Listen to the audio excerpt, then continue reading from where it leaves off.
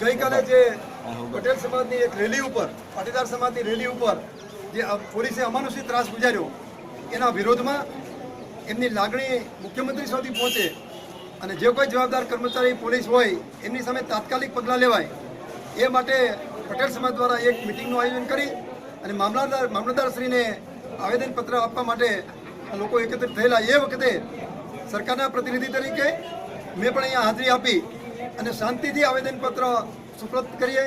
આપણે આપણી જે રજૂઆત છે એ શાંતિપૂર્વક રજૂ કરીએ.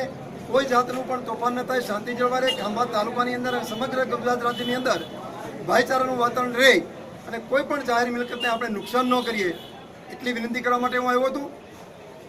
ખાસ તો મારે આજે એ કહેવાનું છે કે ગઈકાલે જે બનાવ બન્યો અને ત્યાર પછી આજે અમદાવાદની અંદર જે ઘરમાં જઈ અને પોલીસ પાટીદારનો દીકરો હોય, પાટીદારનું ઘર હોય, એમને પૂછે કે તું પટેલનો દીકરો છો?